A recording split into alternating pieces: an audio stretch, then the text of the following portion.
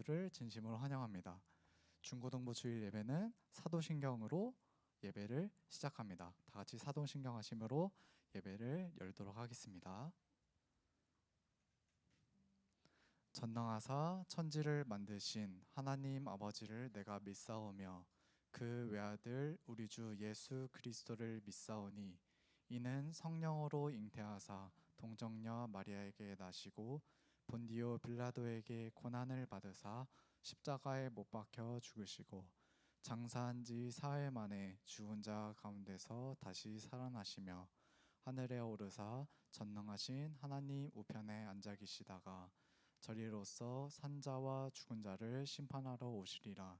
성령을 믿사오며 거룩한 공예와 성도가 서로 교통하는 것과 죄를 사하여 주시는 것과 몸이 다시 사는 것과 영원히 사는 것을 믿사옵나이다. 아멘. 주님의 영광 나타나셨네. 권능으로 임하셨네. 죽음에서 날 살리신 주 성령, 놀라우신 주 하나님. 주님의 영광 나타나셨네. 권능으로 임하셨네. 죽음에서 날 살리신 주 성령, 놀라우신 주 하나님. 같이 일어나서 찬양할까요? 할렐루야 주의 나라가, 할렐루야 임하소서. 걷게들이 나는 선포하리. 만왕의 왕 예수 주의 나라 임하시네. 우리 다시 한번 찬양해 보겠습니다. 주님의 영광 나타나셨네.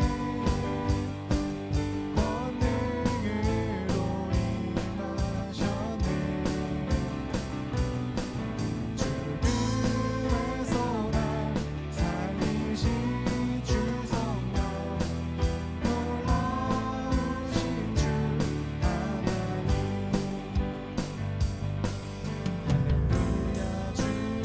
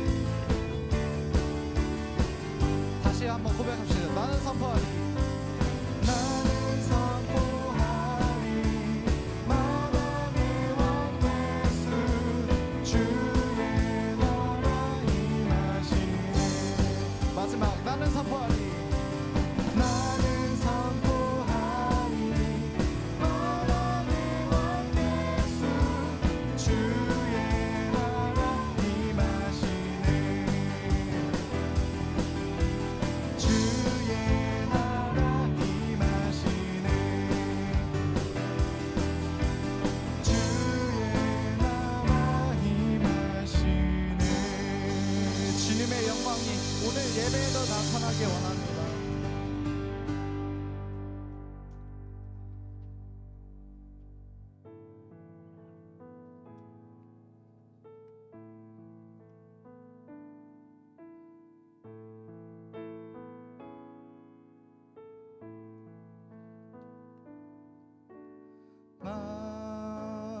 만왕의 왕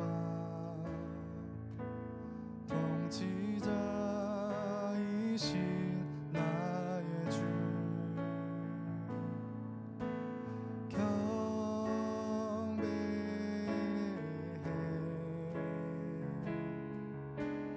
나의 하나님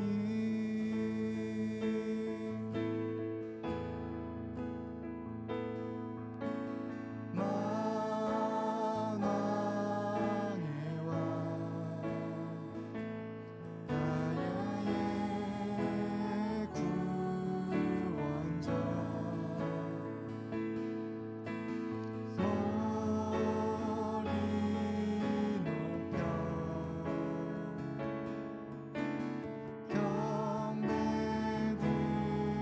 경배드리네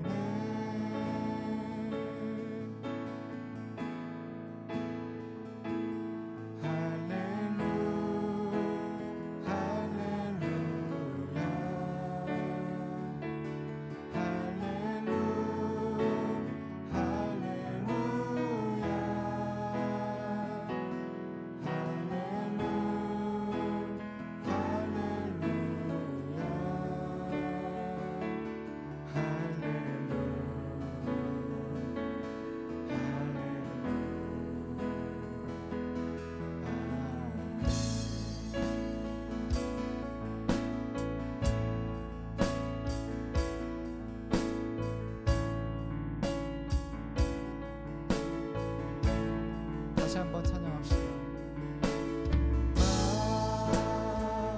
만왕의 왕 통치자이신 나의 주 경배해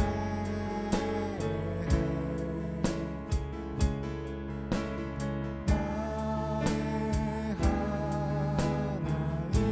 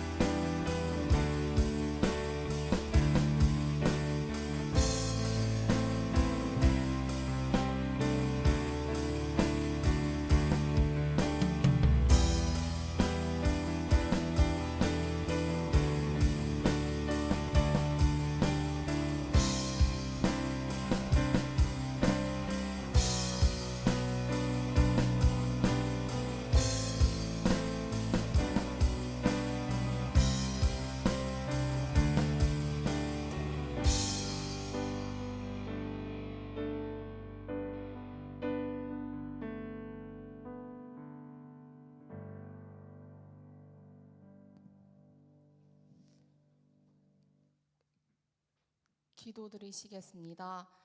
사랑의 주님, 오늘도 귀한 예배 자리를 허락해 주심에 감사드립니다. 아직 오지 않은 친구들의 발걸음을 안전하게 속히 인도하여 주님께 같이 예배드릴 수 있게 하여 주세요. 뜨거웠던 여름방학을 보내고 대부분의 친구들이 2학기에 적응하며 학교 생활 중에 있습니다. 아이들이 지치지 않고 남은 2학기도 잘 지낼 수 있게 하여 주세요. 세상에 많은 유혹들과 방해가 종종 찾아올 때 연약해서라는 이유로 죄와 타협하거나 넘어지는 것을 멈추길 소망합니다. 어려움이 올 때마다 흔들리지 않고 주님께 온전히 맡기며 저희의 모든 것을 주님께만 의탁하고 나아갈 수 있게 하여 주세요. 가정, 학업, 친구, 진로, 건강 등 어려움을 겪고 있는 친구들을 위로하시고 그들의 아픔을 치유하여 주세요. 예배를 섬기는 많은 이들과 교사 선생님들의 섬김과 헌신을 기뻐 받아주세요.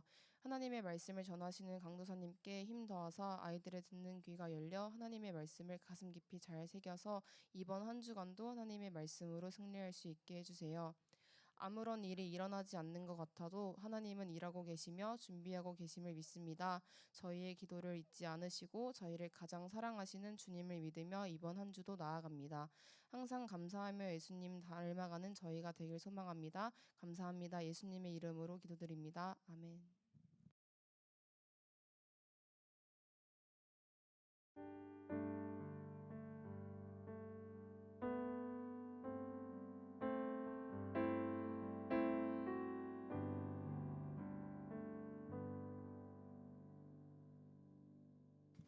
아멘. 우리 찬송가 449장 1절과 5절 찬양 드리면서 준비하신 헌금 하나님께 올려드리겠습니다.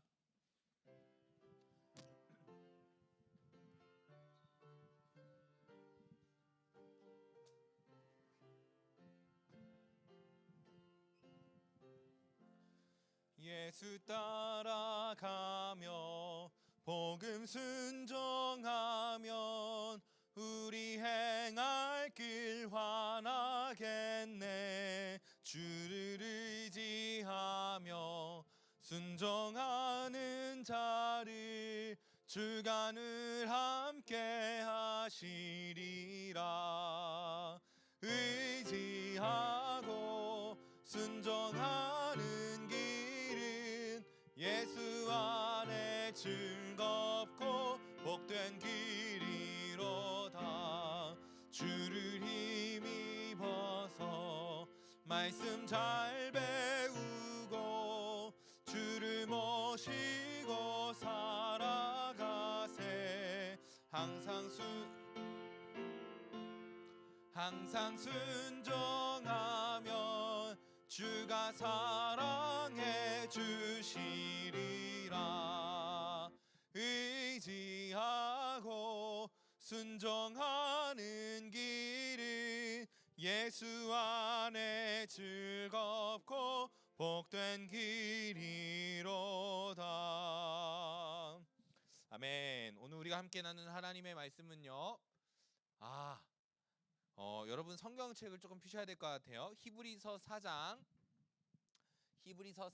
14절로 5장 1절로 9절의 말씀을 함께 읽도록 하겠습니다. 4장 14절부터 5장 9절까지의 말씀입니다.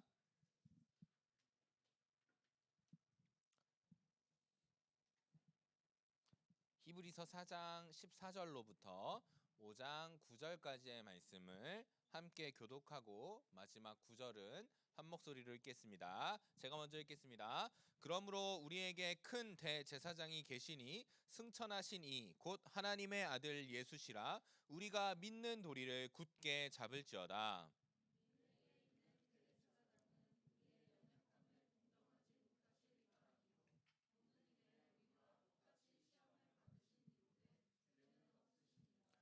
그러므로 우리는 긍휼하심을 받고 때를 따라 돕는 은혜를 얻기 위하여 은혜의 보좌 앞에 담대히 나아갈 것이니라.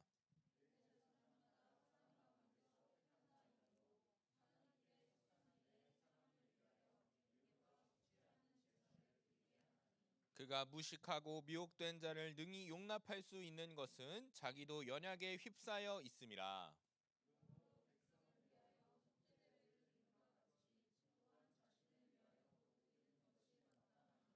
이 존귀는 아무도 스스로 취하지 못하고 오직 아론과 같이 하나님의 부르심을 받은 자라야 할 것이니라.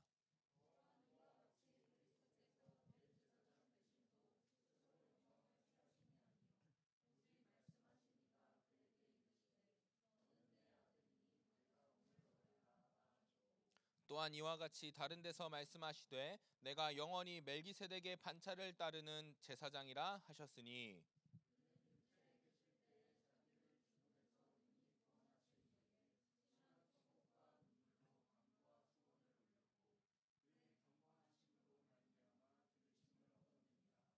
그가 아들이시면서도 받으신 고난으로 순종함을 배워서 함께 읽겠습니다. 온전하게 되셨은즉 자기에게 순종하는 모든 자에게 영원한 구원의 군원이 되시고. 아멘. 오늘의 말씀의 주제를 함께 읽도록 하겠습니다. 읽겠습니다. 시작.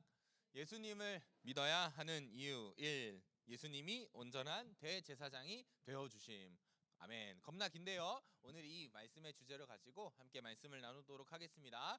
지난주는요, 우리는 완전한 메신저이자 완전한 메시지가 되시는 예수 그리스도에 대해서 함께 말씀을 나눴습니다. 예수님은요, 하나님의 완전한 뜻을 온전히 드러내실 수 있는 유일한 분이며 그의 삶은 하나님의 뜻을 온전히 이루신 메신저이자 메시지의 역할을 다 감당하셨다라는 것을 우리는 배웠습니다. 우리는 그리고 그 예수님을 통해서 무엇을 배웠냐면 하나님이 우리를 얼마나 사랑하시는지, 우리를 향한 이 구원의 계획이 얼마나 완전한지 배웠다라는 것이에요. 그렇기 때문에 우리의 신앙의 모습이 어떠한 고난과 역경 속에서 어떻게 해야 됩니까? 끝까지 이 예수 그리스도를 믿음으로 살아내야 한다라는 것이 지난주 말씀이었습니다. 자, 지난주 말씀의 내용을요, 기억하시면서 오늘 본문을 읽을 건데요. 제가 조금 더 간략하게 설명을 해드릴게요. 지난주 나눴던 히브리서 1장을 한 문장으로 요약하면 야, 너 예수님 믿어라 이거예요. 자, 그러면 오늘부터 3주간요, 제가 이 왜 우리가 예수님을 믿어야 하는지에 대해서 나눌 것인데요. 오늘은 그 첫 번째 시간인 예수님이 우리의 온전한 대제사장이 되어주셨다라는 것에 대해서 함께 먼저 말씀을 나누도록 하겠습니다. 우리 4장 14절의 말씀을 함께 읽고 시작하겠습니다. 4장 14절의 말씀 없어요? 응? 제가 안 넣었나 봐요. 4장 14절 말씀 우리 성경책 읽으면서 함께 그거 아닌데? 네, 4장 14절 말씀 함께 읽겠습니다. 시작. 그러므로 우리에게 큰 대제사장이 계시니 승천하시니 곧 하나님의 아들 예수시라. 우리가 믿는 도리를 굳게 잡을지어다. 아멘. 지난주 우리는 야, 예수님을 믿어야 돼 라는 권면을 들었고, 이제는 왜 예수님을 믿어야 되는지 설명을 해주는데, 자, 그 첫 번째 이유가 무엇이냐면 바로 여기 적혀 있다는 거예요. 14절의 말씀에 우리에게 누가 계시다? 큰 대제사장이 계신다라고 하는데, 그분이 누구시라고 말씀하고 있어요? 바로 예수 그리스도시다. 하나님의 아들 예수시라, 이렇게 이야기하고 있는 거예요. 그러면서 14절 하반절엔 이렇게 기록하죠. 그러니까 우리가 믿는 도리, 우리의 믿음을 잃지 말아라, 이렇게 이야기하는 거예요. 자, 본문을 잘 이해하기 위해서는 그럼 대제사장은 뭐 하는 사람이냐라는 것에 대해서 알아야 되는데, 이 대제사장의 역할은 무엇이냐? 첫 번째요, 이스라엘이요, 율법을 지키게 만드는 사람이 이 대제사장입니다. 자, 율법을 지킨다는 건 무슨 소리예요? 우리가 이 율법을 지키기 위해서, 이 율법을 지킴으로써 우리의 마음이 하나님께로 향하는 것을 목표로 하죠. 그러니까 이 대제사장은 모든 백성들이요, 그 마음으로 하나님을 신앙하게 하고 신뢰하게 하고 하나님의 말씀대로 살아가게 하는 것이 바로 이 대제사장의 역할이에요. 자, 두 번째 역할은 무엇이냐? 모든 제사를 주관한다라는 거예요. 제사, 곧 예배는 뭐예요? 우리가 어디로 나가는 거예요? 하나님의 보좌 앞으로 나가는 거죠. 하나님의 말씀이 있는 곳, 하나님의 임재가 있는 곳으로 나아가는 것이기 때문에 이 제사를 주관한다는 것은 곧 백성들이 하나님께 나아갈 수 있도록 도와준다라는 의미가 돼요. 자, 그럼 세 번째는 뭐냐? 제일 중요한 것 중에 하나가 대속죄일에 모든 백성들의 죄를 대신해서 속죄해야 한다라는 거예요. 여러분, 죄가 뭡니까? 결국 하나님과의 단절이죠. 결국은 이 단절이 왜 일어났냐면 우리가 하나님의 말씀에 불순종하여서 우리가 하나님과의 관계가 끊어진 상태, 그것이 죄의 결과거든요. 그런데 이 대속죄일에는요 1년에 한 번씩 대제사장이 모든 이스라엘 백성의 죄를 대신하여 속죄합니다. 그것을 통하여 모든 죄가 하나님 앞에 씻어지고 곧 그것은 하나님과 백성 사이의 관계가 회복되었다라고 이해할 수 있다라는 거예요. 자, 그러면 대제사장의 역할을 우리 한 문장으로 다시 요약합시다. 그것이 무엇입니까? 대제사장은요 하나님과 백성을 이어주는 다리의 역할을 합니다. 그래서 라틴어 성경에는요 대제사장을 뭐라고 표현하냐면 교량을 잇는 자, 그러니까 다리를 짓는 사람이라고 이야기하거든요. 하나님과 백성 사이의 다리가 되어서 그 하나님과 백성의 끊어진 관계를 이어주는 역할을 하는 것이 바로 이 대제사장이라는 거예요. 오늘은 우리의 대제사장이 되어주신 예수님에 대해서 세 가지 관심을 가지고 살펴보려고 합니다. 첫 번째는 무엇이냐? 이 예수님이요 우리의 대제사장으로 오시기 위해서 참 사람으로 이 땅에 내려오셨다라는 거예요. 두 번째로는요 이 예수님이요 자기 마음대로 이 땅에 내려오신 게 아니라요 하나님의 부르심을 받고 이 땅 가운데 내려오셨다는 거예요. 그리고 마지막으로는요 이 예수님은 그 모든 하나님의 명령에 순종하여서 온전하게 되셨다라는 거예요. 이 세 가지 관심을 가지고 오늘 함께 본문을 나눠보도록 하겠습니다. 5장 1절의 말씀을 함께 읽도록 하겠습니다. 5장 1절의 말씀 시작. 대제사장마다 속한 일에 사람을 위하여 예물과 속죄하는 제사를 드리게 하나니. 자, 첫 번째는요 무엇이냐면 이 대제사장이 어디 가운데서 택해져야 돼요? 사람 가운데서 정해져야 돼요. 이런 생각을 할 수 있어요. 그럼 짐승이 대제사장 아니야 이 멍청한 놈아, 이렇게 생각할 수 있는데요 그런 의미가 아니고요 하나님은요 이 대제사장, 백성과 하나님과의 관계를 이어주는 존재를 사람 중에 택하여 주셨다라는 거예요. 이 말씀이 의미가 무엇인지 제가 예시를 하나 들어드릴게요. 제가요 정말 슬픈 기억이 하나 있어요. 저는 신학 대학교를 나왔고 그 신학 대학교에서 신학 대학원을 들어갔어요. 자, 그런데 저는 이 신학대학원을 들어가는 시험을 조금 간소화시키기 위해서 신학대학교에서 몇 가지 수작을 부렸습니다. 그것이 무엇이냐면 히브리어, 헬라어를 미리 다 들어놓는 거예요. 이것을 제가 동계 방학, 그걸 뭐라고 하죠? 보강 수업? 동계 계절학기라고 하죠. 계절학기로 제가 이 네 과목을 한 번에 듣는 미친 짓을 했습니다. 원래 이걸 2년간 나눠서 들어야 되는데 한 학기에 이 네 과목 히브리어 1, 2, 헬라어 1, 2를 한 학기에 다 듣는 놀라운 미친 짓을 했습니다. 자, 그런데 문제가 있었어요. 제가 들어간 헬라어 수업에요 교수님이 바뀌었어요. 왜 교수님이 바뀌었냐면 원래 우리 했던 교수님이 딴 데로 가시고 그 빈자리를 신학대학원도 아니고 신학대학원 박사과정을 지도하는 교수님이 자기가 세 번째 박사과정을 밟으면서 담임 목회를 시작하니까 이제는 대학원에서 못 가르치겠다, 조금 올 한 해는 쉬어가면서 신학대학교에서 가르쳐야겠다라고 하면서 박사과정을 섬기시는 이 교수님이 신학대학교에 와서 헬라어 수업을 가르치기 시작한 거예요. 자, 그래서 제가 이분의 수업을 듣는데 이분은 천재였어요. 헬라어의 천재였어요. 그래서 헬라어 책도 이 사람 이름으로 보면요 막 3-4권이 나오는데 막 분량이 막 이런 책들이 막 엄청 많아요. 근데 이분의 수업을 듣는데 제가 난생 처음 받는 성적을 받았어요.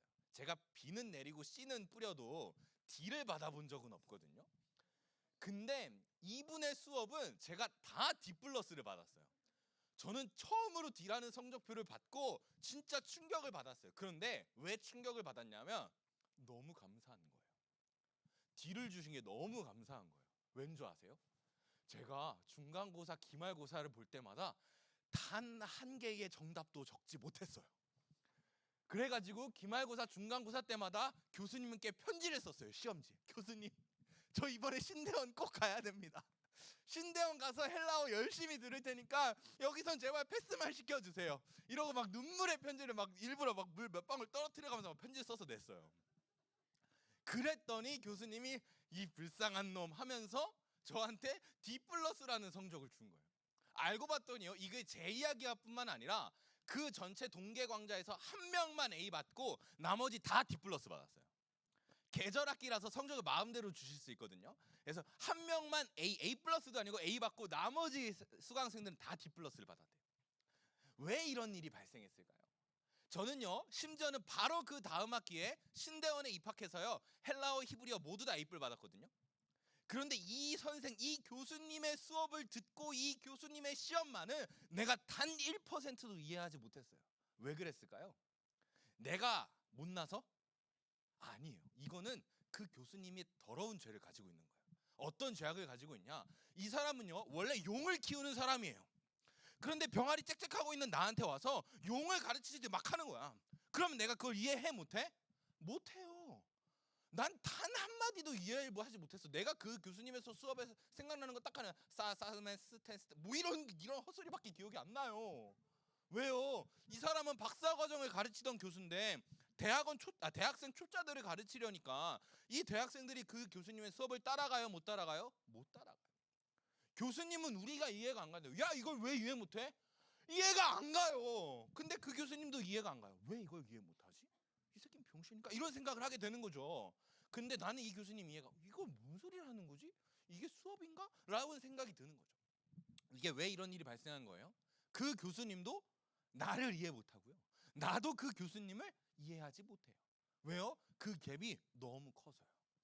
오늘 이 본문에서요, 이 대제사장이 사람 가운데 택하여지셨다라는 것도 바로 이런 의미예요. 만약에 교수님이요, 우리를 구원하는 구원자라면 우리는 다 죽어서 지옥 가야 돼요. 왜요? 우리를 이해 못하니까요. 이 새끼는 왜 이렇게 헬라어를 못하지? 라는 생각밖에 안 드니까요. 그런데 이 예수님은요, 우리의 대제사장 되신 예수님은요, 사람으로 이 땅에 내려오셨어요. 그게 무슨 소리예요? 우리의 인간의 연약함과 우리 인간의 아픔과 고통을 본인이 미리 다 경험해 보셨어요. 그러니까 우리가 지은 죄가 이해가 되는 거예요. 자, 2절의 말씀을 읽어볼게요. 2절 말씀 함께 읽겠습니다. 시작. 미혹된 자를 능히 용납할 수 있는 것은 자기도 연약에 휩싸여 있음이라. 우리는 다 무식하고 미혹된 자입니다.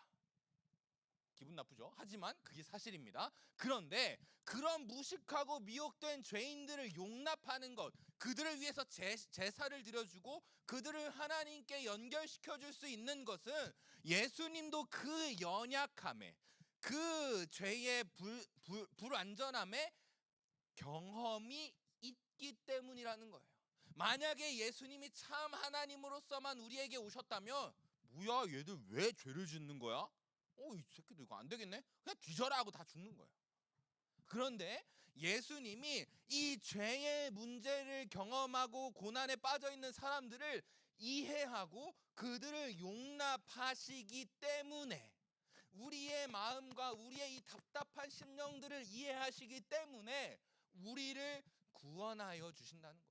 우리를 하나님께로 인도하여 주신다는 거예요. 그래서 인간 대제사장에게는 무슨 단점이 있냐면 3절의 말씀 볼게요.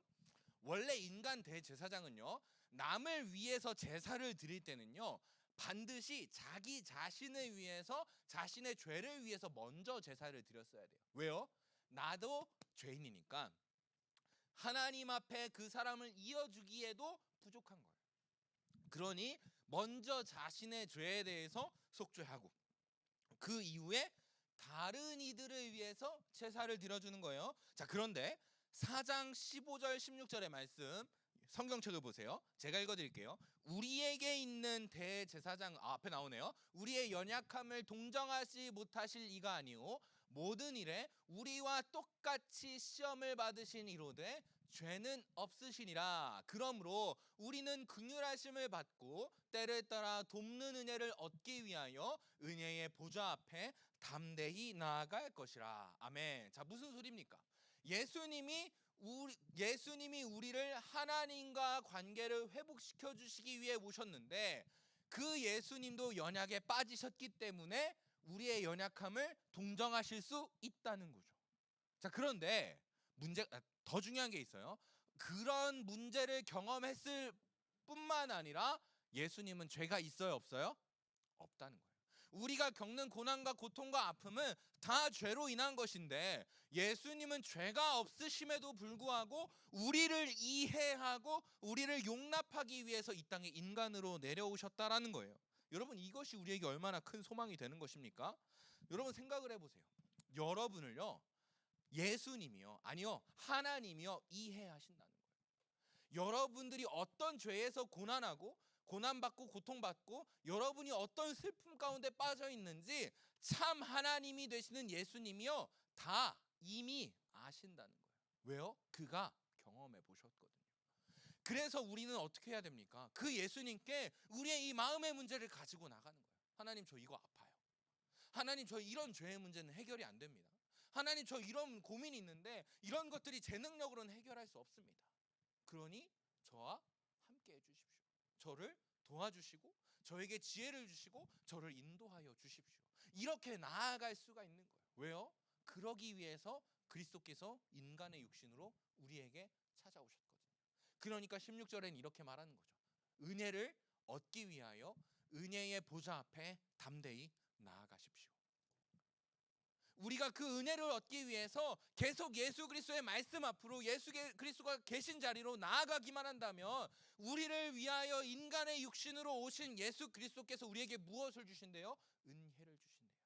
그러니 담대히 나아가라, 이렇게 말씀하고 있는 것이죠. 우리가 그리스도를 믿는 믿음으로 은혜를 구하며 나아갈 때 때를 따라 돕는 은혜가 그리스도께서 허락하여 주신다는 거예요. 그러니 믿음으로 주님 앞에 나아가는 저와 우리 중고등부 되길 소망합니다. 자, 이것이 그리스도께서 인간으로 오신 이유입니다. 자, 그럼 두 번째로는요, 하나님의 부르심을 받은 자라는 것이에요. 우리 1절과 4절의 말씀을 함께 읽겠습니다. 시작. 대제사장마다 하나님께 속한 일에 사람을 위하여 예물과 속죄하는 제사를 드리게 하나니 이 존귀는 오직 아론과 같이 하나님의 부르심을 받은 자라야 할 것이니라. 아멘. 자, 1절에 보니까 택한 자라는 말이 있고 4절에 보니까 같은 의미로 하나님의 부르심을 받은 자, 이렇게 기록하고 있어요. 자, 1절에 택한 자는요, 원어로 보면 택한 자가 아니고 택함을 받은 자, 수동태로 나타나 있고 4절에 보니까 하나님의 부르심을 받은 자, 이것도 동일하게 수동태로 나타나 있어요. 자, 그런데 이렇게 하나님께 택함을 받은 자, 하나님의 부르심을 받은 자에게는요, 무엇이 나타나냐면 존귀가 나타나요. 자, 이 존귀가 뭐냐면 영광입니다. 존귀는 인간에게 쓰여질 때 영광이 인간에게 쓰여질 때 존귀라는 단어가 쓰여지고 영광이란 단어가 하나님이나 예수님께 사용되어질 때는 영광이라는 단어로 쓰여집니다. 그러니까 이 존귀는 곧 영광이다, 이렇게 생각하면 돼요. 자, 그런데 이 존귀가 왜 나타나요? 여러분 생각을 해보세요. 인간은요, 원래 하나님과 교제하던 사람들이었습니다. 그런데 죄로 인해서 하나님과의 관계가 깨어지고 하나님과 이제는 하나님 앞으로 우리 스스로 나아갈 수 없는 존재가 되었어요. 그런데요, 이 대제사장은요, 얼마나 존귀한, 얼마나 영광스러운 자리에 있냐면요, 그 깨진 관계를 회복시키고 그 멀어진 하나님과 인간의 관계를 다시 한번 친하게 하시는, 화평하게 하시는 게 바로 이 대제사장의 역할이에요. 그런 영광스러운 일, 그런 존귀한 일이 어떻게 이 대제사장에게 나타났냐면요, 가장 중요한 것은 하나님이 그를 부르셨다라는 거예요. 자, 그러면 이 하나님의 부르심이 무엇이냐라는 건데, 야, 잠깐 놀러 와봐. 요 정도의 개념이 아니에요. 5절의 말씀을 함께 읽겠습니다. 시작. 또한 이와 같이 그리스도께서 대제사장 되심도 스스로 영광을 취하심이 아니요 오직 말씀하신 이가 그에게 이르시되 너는 내 아들이니 내가 오늘 너를 낳았다 하셨고. 아멘. 자, 보십시오. 하나님이 부르셨다라는 것은요, 잠깐 일로 와봐, 요 정도의 수준이 아니고요, 5절 상반절을 보세요. 이와 같이 그리스도께서 대제사장 되심도 스스로 영광을 취하심이 아니요 오직 말씀하신 이가 그에게 이르시되 너는 내 아들이니 내가 오늘 너를 낳았다 하셨고. 자, 이게 무슨 의미냐면요, 하나님의 영광이요 하나님이 부르신 자에게 복사된다는 거예요. 제가 최근에 좋아하는 찬양이 있는데 예수의 날빛이온가? 예수의 날빛이오라는 찬양이 있어요. 이 날빛이라는 단어가 되게 재밌는 단어더라고요. 순 우리말이죠. 제가 알기로는. 그런데 이 날빛이 뭐냐면요, 반사되는 빛이에요. 자, 그러니까요, 태양빛이 어디로 반사되면 달빛이 모른 척하고 다시 들어요. 자, 달빛은 무슨 빛을 비추는 왜 이렇게 말이 안 나요? 달빛은 무슨 빛을 비춰서 빛을 냅니까? 그래요. 이걸 하고 싶었어요. 자, 태양빛을 비추는 게 달이에요. 자, 하나님께서 부르셨다라는 것도 바로 이런 거예요.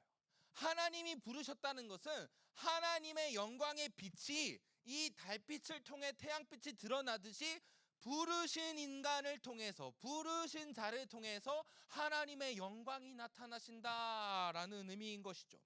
그리고 그 예수님은요, 그 영광을 가지고 이 땅에 내려오셔서 모든 죄인을 위해서 어디서 죽으셨죠? 십자가 위에서 죽으시고, 모든 십자가의 사역을 통해서 부활하시고 승천하심을 통하여서 모든 죄인들이 하나님 앞에 나아갈 수 있는 구원의 길을 열어주셨다라는 것이에요. 여러분요, 우리는요 구원을 어떻게 받는다고 해요? 이 십자가의 사건을 믿음으로 구원받는다고 하거든요. 그런데요, 우리는요 쉽게 그냥 믿어요 라고 고백하면 되는 것처럼 보이는데요, 사실은요 이 구원이 너무너무 어려운 거예요. 왜 어렵냐면 5절 하반절의 이 말씀 때문이에요. 이가 그 말씀하신 이가 그에게 이르시되 너는 내 아들이니 내가 오늘 너를 낳았다 하셨고, 하나님이 부르셔서 예수님을 인간으로 이 땅 가운데 보내셨는데 그 과정이요 이렇대요. 너는 내 아들이니 내가 오늘 너를 낳았다 하셨고. 여러분 혹시 그런 TV의 내용을 혹시 보신 적이 있는지 모르겠어요. 남자분들이요, 요즘은 왜 그런 이상한 기술이 나왔는지 모르겠는데 해산의 고통을 체험할 수 있는 기술이 생겼대요. 그런 거 보셨어요? 왜 그런 기술이 있는지 저는 모르겠어요. 그냥 고마워하고 감사하고 사랑하면서 남편이 살면 되는데 굳이 그걸 경험해보겠다는 미련한 사람들이 있어서 그런 기술이 나왔대요. 자, 그런데 몇 명의 남자들이 그 기술을 체험하는 프로그램이 있었어요. 그러니까 프로그램 중에서 그런 장면이 나왔던 것 같아요.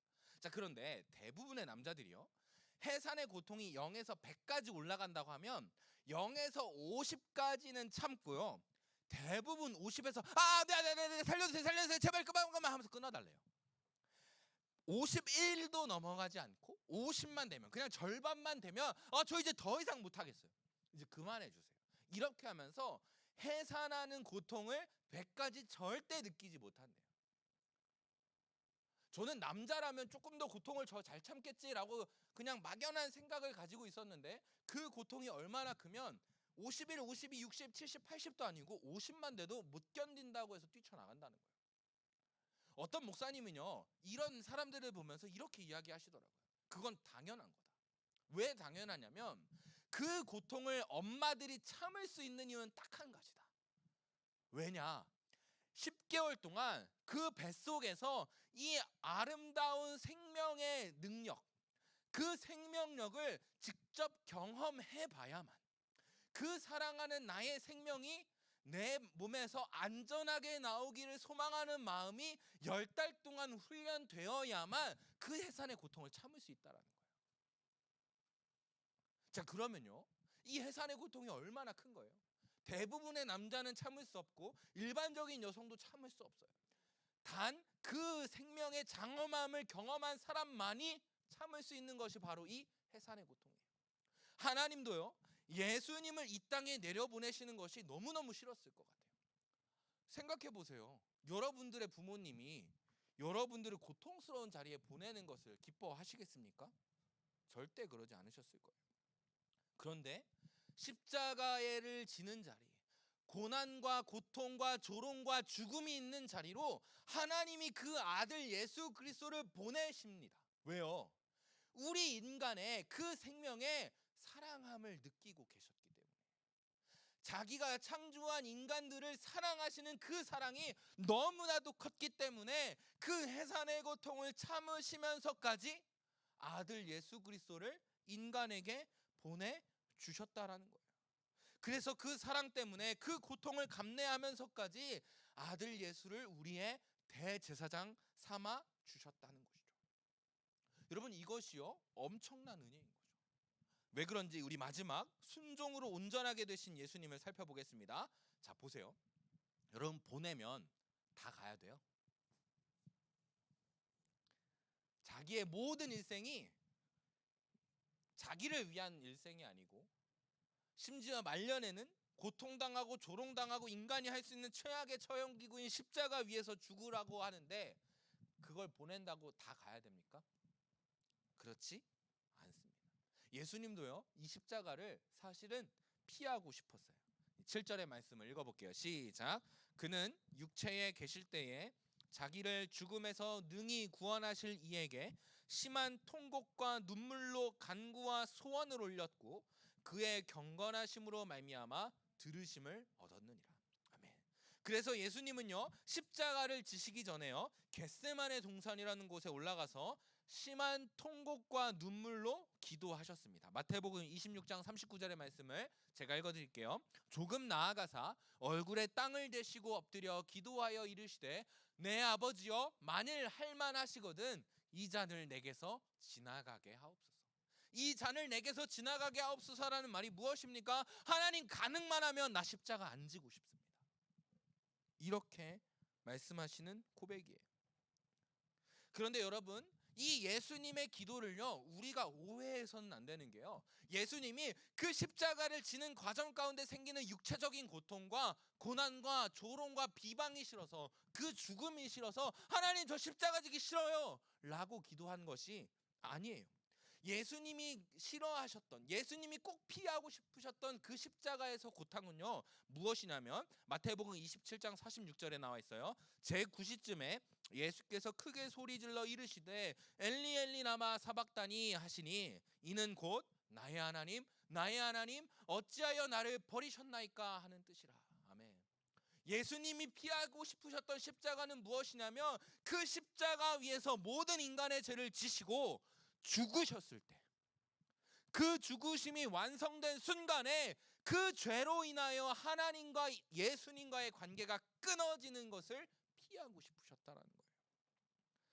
그러니까요 이 십자가를 통해서 예수님은 하나님께 버림받는 것을 피하고 싶으셨다는 것이에요. 예수님은 그 단절을 피하기를 원하셨으나 겟세마네 동산에서 기도의 마지막은요 이렇게 끝납니다. 26장 39절 하반절을 우리 한 목소리 읽겠습니다. 시작. 그러나 나의 원대로 마시옵고 아버지의 원대로 하옵소서 하시고. 아멘. 여러분 생각해 보세요. 예수님도 하나님이시거든요. 그러면 그 십자가에서 내려올 수 있어요 없어요? 있어요. 자기를 조롱하는 사람들 다 죽일 수 있어요 없어요? 있어요. 그런데 그러지 않으셨어요. 왜요? 이 기도가 예수님께 있었기 때문입니다. 나의 원대로 하지 마시옵고 아버지 하나님의 뜻대로 해 주십시오. 내가 지금 고통을 덜 받고 내가 지금 고난을 덜 받아도 덜 받는 것을 바라는 것이 아니라 내가 고통을 받고 고난 가운데 거할지라도 나의 뜻보다는 하나님의 뜻이 나의 삶을 통해 이루어지게 하여 주시옵소서 라는 무슨 기도예요? 순종의 기도인 거죠. 하나님, 내가 하나님의 뜻을 따르겠습니다. 하나님의 그 구원의 계획을 나의 온 몸을 바쳐서 이뤄내겠습니다 라는 순종을 선택하신 것입니다. 그 순종의 결과가 오늘 본문 8절로 9절의 말씀입니다. 함께 읽겠습니다. 시작. 그가 아들이시면서도 받으신 고난으로 순종함을 배워서 온전하게 되셨은즉 자기에게 순종하는 모든 자에게 영원한 구원의 근원이 되시고. 아멘. 여기서 우리가 조금 오해할 수 있는 게 뭐냐면요, 야, 예수님이 십자가에 죽어서 온전해지셨구나라고 착각할 수 있어요. 이전까지는 예수님이 불완전한 존재였는데 십자가에서 죽으시고 부활하심으로 말미암아 온전하게 되셨구나라는 뜻이 아닙니다. 여기서 온전하게 되셨다라는 것은 무슨 뜻이냐면요, 바로 뒤에 있는 내용이에요. 자기에게 순종하는 모든 자에게 영원한 구원의 근원으로서 온전하게 되신 거죠. 이전까지는요, 예수님도 하나님의 말씀에 순종하여 내려오셔서 영원한 구원이 되고자 하는 과정 가운데 있으셨고, 결국에는 십자가의 죽으심과 부활하심으로 완전한 구원의 근원이 되어 주신 것이죠. 무엇으로요? 자신의 몸을 찢으심으로요. 자신의 몸을 인간에게 넘겨주심으로요. 그것으로 말미암아 우리의 온전한 그리고 영원한 구원의 근원이 되어 주셨다는 것이죠. 그 순종함으로 고난을 받으셔서 우리의 구원의 근원이 되어 주셨다는 것입니다. 여러분, 인간 대제사장에게는요, 한계가 있어요. 그런데 오늘 이 예수 그리스도에게는요, 한계가 없습니다. 왜요? 그가 이 순종으로 온전하고 영원한 구원의 근원이 되어 주셨기 때문입니다. 여러분, 이 말은 무슨 뜻이냐면요, 저에게 그리고 이 땅에서 목회하는 모든 목사님들에게는 다 약점이 있다라는 거예요. 뿐만 아닙니다. 여러분들 앞에서 찬양하는 찬양팀도 약점이 있죠. 성가대도 약점이 있고요. 여러분들 옆에 계시는 선생님들에게도 약점이 있고요. 대표 기도하시는 분들에게도 약점이 있고요. 모든 인간에게는 한계가 있습니다. 그런데요, 그런 불완전한 사람들이 모이는 교회가, 그런 불완전한 사람들이 모여서 드리는 예배가요, 잘 들으십시오, 그런 불완전한 자들의 예배가 온전합니다. 우리의 예배는요, 구원의 능력이 있는 줄로 믿습니다. 아멘이십니까? 우리의 예배는요, 하나님의 말씀이 선포되는 예배인 줄로 믿습니다. 우리의 예배는요, 하나님의 백성의 교제가 나타나는 예배인 것입니다. 여러분, 이것이 왜 가능해요? 목사도 불완전하고, 기도하는 사람도 불완전하고, 찬양하는 사람도 불완전하고, 모든 인간은 다 불완전한데 왜 이 예배가 온전하고 효력이 있습니까? 바로 이것 때문이에요. 예수님이요, 우리의 온전한 영원한 구원의 근원이 되어 주셨다는 것입니다. 저는 성경을 말씀을 준비할 때 기도하면서 준비하죠. 누구의 이름으로 기도합니까? 예수님의 이름으로 기도합니다. 기도를 하시는 분들도 기도로 준비해요. 그때 누구의 이름을 붙잡으며 준비합니까? 예수님의 이름으로 기도하죠. 찬양팀, 성가대 마찬가지고 교사들도 마찬가지입니다. 심지어는 우리가 드리는 예배가, 여러분 오늘 그 찬양 인도하시는 선생님 이야기를 들었어요? 우리의 중고등부는 뭘로 예배를 시작한대요? 사도신경으로 예배를 시작한대요. 그 사도신경에 뭐가 기록돼 있어요? 삼위 하나님을 붙잡는 믿음이 붙어 있는 거예요. 그 믿음 안에서 우리가 예배를 시작하는 겁니다. 우리가 그 예수님의 능력을 힘입고 그 하나님의 구원의 계획을 힘입고 그 성령의 인도하심과 구원의 적용하심을 믿기 때문에 우리의 예배가 온전할 수 있다라고 이야기하는 것이죠. 우리의 연약한 예배도 예수님의 능력 안에서 온전한 예배가 되어지는 것입니다. 그래서 예수님 인간으로 오신 거예요. 우리의 연약함을 이해하시고 우리의 죄를 붙잡으시고 우리의 죄를 용서하여 주시기 위해서. 그리고 나서 하나님의 부르심을 받았죠. 하나님의 영광을 복사받았죠. 그 하나님의 영광으로 이 땅 가운데 내려오셔서 죽으시고 부활하시고 승천하셨습니다. 어디까지요? 하나님의 보좌 우편까지요. 그리고 그 보좌 우편으로 올라가심으로 말미암아 우리에게 온전한 순종으로 보여주셔서 이제는 그 예수 그리스도 자체가 온전하며 영원한 구원의 근원이 되어주셨다는 것이죠. 여러분, 이것이요, 우리가 그리스도를 믿어야 하는 이유입니다. 사랑하는 여러분, 여러분들의 연약함이 있습니까? 여러분들의 아픔과 고통과 여러분들이 해결할 수 없는 문제가 있습니까? 그렇다면요, 예수님께 나아가십시오. 그 예수님이요, 여러분들의 그 문제를 해결하시기 위해서 인간의 몸으로 이 땅 가운데 내려오셨습니다. 그리고 당장 지금 우리 눈앞에 보이는 문제만 해결하러 오신 것이 아니고요, 더 큰, 더 본질적인 문제를 해결하러 오셨어요. 그 문제가 무슨 문제입니까? 우리의 우리의 죄의 문제. 우리의 모든 죄를 해결하기 위해서 인간으로, 그것을 이해하기 위해서 인간으로 오셨습니다.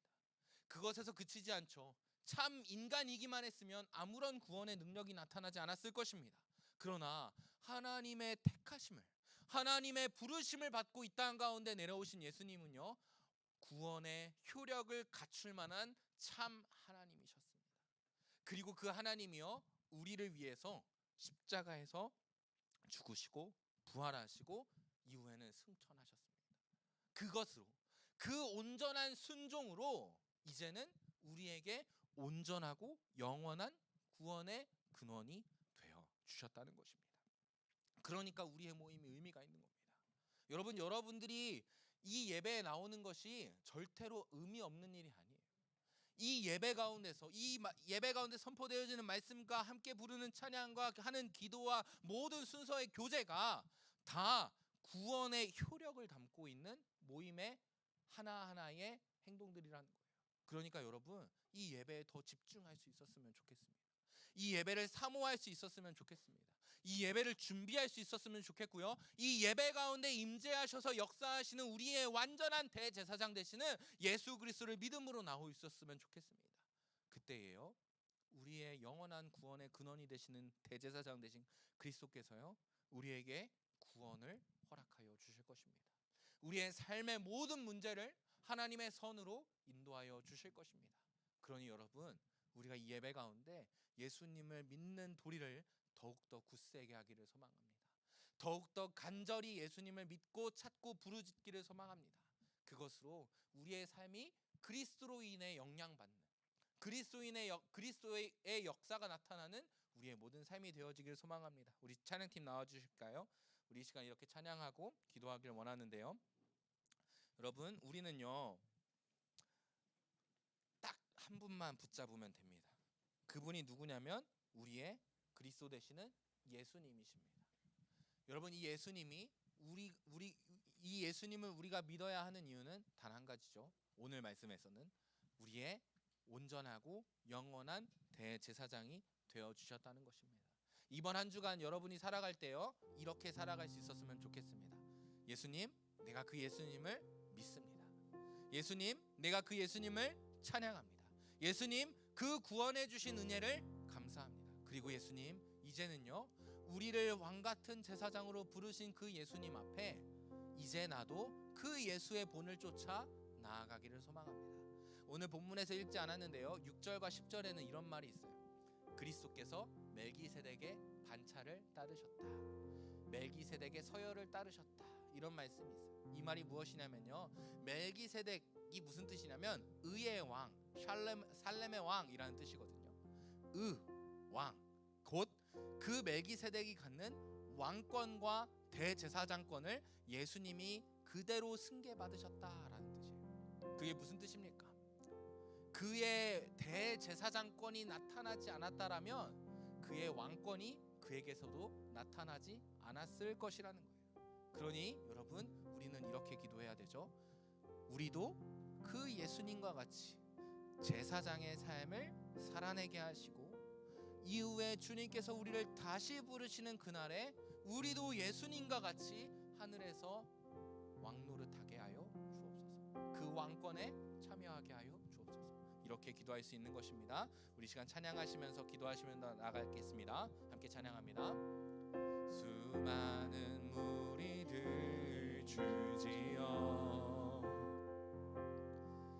그분을 보기 위해 따르네. 평범한 목수이신 그분 앞에 모든 무릎이 꿇어 경배하네. 모든 문제들 하나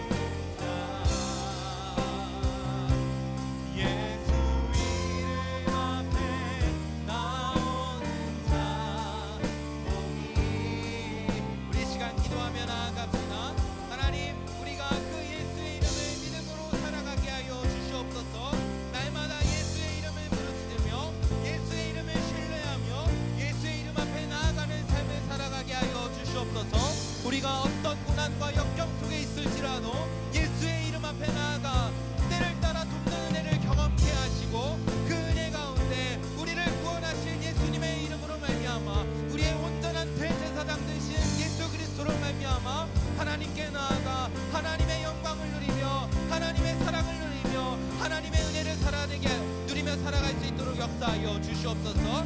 우리 기도 제목 가지고 간절한 마음으로 기도하며 나아가겠습니다. 함께 기도합니다. 하나님 아버지 감사합니다. 오늘 우리를 불러주셔서 불완전한 인간들이 함께 모여드리는 예배를 받으시니 감사합니다. 그러나 우리가 이렇게 예배하는 것, 우리가 찬양하는 것, 기도하는 것을 주님께서 받으시는 것은 우리가 예수님의 이름으로 모였기에, 우리의 대제사장 되신 예수 그리스도 이름 안에 모였기에 하나님께서 우리의 예배와 찬양과 기도를 받으시는 줄 믿습니다. 하나님 이제 그것을 신뢰하며 우리의 대제사장 되신 예수 그리스도로 말미암아 우리가 드리는 예배를 통하여 우리가 우리의 모든 죄를 그리스도 앞에 다 내려놓게 하시고 말같이 쓰시는 그 대제사장 되신 예수 그리스도의 은혜로 말미암아 다시 한번 하나님께 나아갈 수 있는 은혜를 허락하여 주시옵소서. 우리의 모든 삶이 그 그리스도의 능력으로 말미암아 하나님 앞에 나아가기를 소망하오니 주여 예배자 모든 예배자들이 매일매일의 삶 가운데 말씀으로 찬양함으로 예배함으로 기도함으로 하나님의 은혜를 누리게 하시고 하나님의 사랑을 누리게 하시고 하나님의 그 구원의 계획을 더욱더 온전한 나라를 삶을 내릴 수 있도록 주님 역사하여 주시옵소서. 아버지 신학기가 시작되면서 두려운 마음과 불안 가운데 있는 자들이 있습니까? 하나님 그들을 찾아가 주셔서 인간으로 오신 그리스도의께서 이해해 주시고 용납하여 주셔서 아버지 그들을 위로하여 주옵시고 그들에게 쓰임을 주셔서 그들에게 맡기신 모든 사명들을 감당할 수 있는 모든 예배자들이 될 수 있도록 역사하여 주옵소서. 우리 한 번 더 찬양합시다. 예수 이름 높이세. 예수 이름 높이세. 능력의 그 이름. 예수 이름 높이세.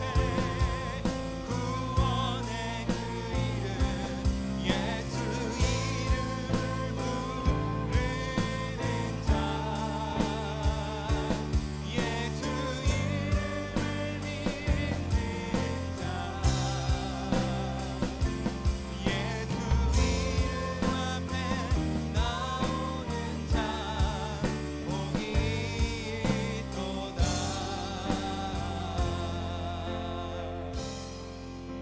하나님 아버지 감사합니다. 우리의 대제사장이 되어 주셔서 하나님과의 관계를 회복시켜 주시고 우리가 감히 그의 지존하신 하나님 앞에 나아갈 수 있도록 인도하여 주시니 감사합니다. 하나님 우리를 그 구원하여 주신 참 인간으로 오신 그러나 하나님의 영광을 가지시고 참 하나님으로 오신 그 예수 그리스도의 능력으로 말미암아 그 온전하게 되신 순종으로 말미암아 주님 앞에 나아갈 수 있게 되었사오니 우리가 어떤 상황에도 우리의 대제사장 되신 예수 그리스도를 향한 믿음이 식어지지 아니하게 하시고 그 믿는 도리를 날마다 굳세게 붙잡는 저와 우리 모든 만수중앙교회 중고등부가 될 수 있도록 주님 은혜를 허락하여 주시옵소서. 날마다 기도하고 예배하고 큐티하고 말씀을 읽을 때에 그 은혜가 그 소망이 더욱더 확연하게 드러나는 시간들이 될 수 있도록 인도하여 주옵시고 특별히 우리의 예배가 불완전한 인간의 모임으로 시작되는 예배일지라도 그 예배를 붙잡으시고 인도하시며 받으시는 분이 우리의 제사장 되신 예수 그리스도의 은혜를 힘입어 받으시오니 우리가 날마다 이 예배 가운데 예배를 사모하며 예배를 기대하며 예배 가운데 나타날 하나님의 영광과 능력을 소망하며 살아갈 수 있도록 주님 역사하여 주시옵소서. 각자의 모든 삶 가운데도 동일한 은혜로 함께하여 주실 줄 믿사오며 역사하시는 우리 구주 예수 그리스도의 이름으로 기도합니다. 아멘. 우리 주기도문으로 예배를 마칩니다. 하늘에 계신 우리 아버지여 이름이 거룩히 여김을 받으시오며 나라의 임하옵시며 오늘날 우리에게 일용할 양식을 주옵시고 우리가 우리에게 죄 지은 자를 사하여 준 것 같이 우리 죄를 사하여 주옵시고 우리를 시험에 들게 하지 마옵시고 다만 악에서 구하옵소서. 대개 나라와 권세와 영광이 아버지께 영원히 있사옵나이다. 아멘.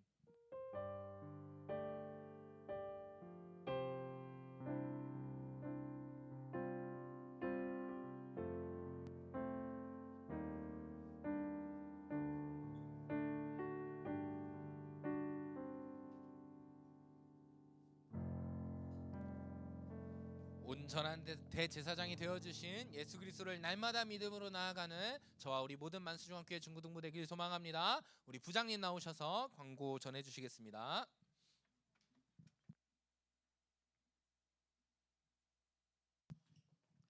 자, 안녕하십니까? 오늘 많이 나왔네. 자, 오늘 말씀 잘 들었죠? 자, 예배는 구원이 있어요. 자, 예배 드리는 자에게 영혼의 구원이 있고 육신의 구원이 있고 여러분들 마음을 구원하고 여러분들 삶을 구원하는 능력이 예배에 있으니까 예배에 참석을 해야겠죠? 그죠? 예배에 참석해야 돼요. 예배에 참석하는 자가 희망이 있어. 소망이 있어. 자, 와서 잠을 자도 희망이 있고요. 딴 생각해도 희망이 있고 일단 예배에 나오는 자들은 소망이 있는 거야. 그러니까 예배 꼭 참석하세요. 알았죠?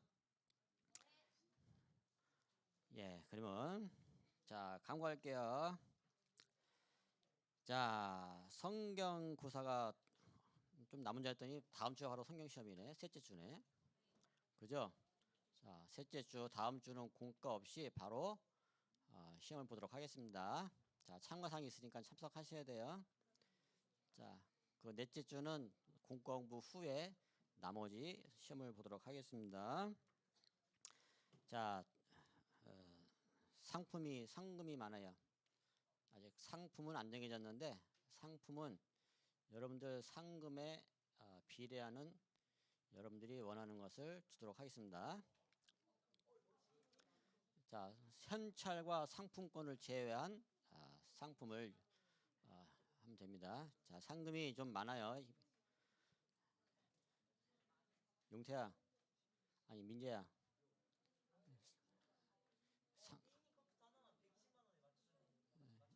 상금이 얼마인 것 같아? 야, 무슨 재벌 3세냐? 2억씩 상품하게.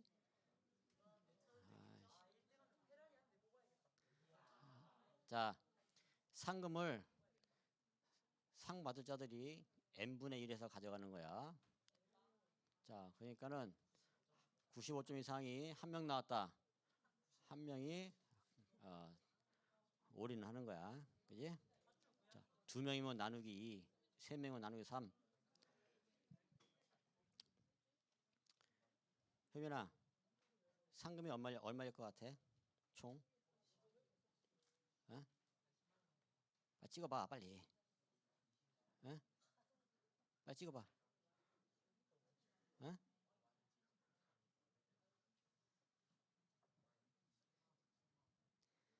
이게 대답을 안 해. 우리 저기 똘랑똘랑한 하민이 어디 있어? 하민아, 상금이 얼마일 것 같아? 어?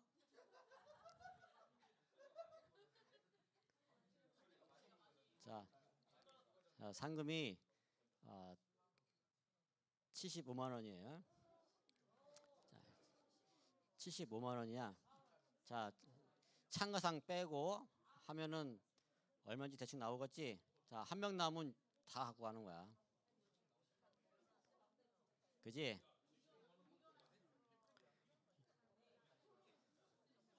자, 알아서 하세요. 자, 그 다음에 자, 교회에서 야유회가 있어요. 교회 야유회. 자, 어딜 가냐 하면은 청와대를 갑니다. 식당 아니야. 식당 아니야. 자, 대통령 관저야. 청와대. 자, 날짜는 언제 가냐면은 10월 7일 날 오전 9시에 출발합니다. 자, 신청은 오늘밖에 안 돼. 응? 안 되니까. 자, 청와대를 보고 싶다 하는 사람들은 신청하시면 됩니다. 알았죠?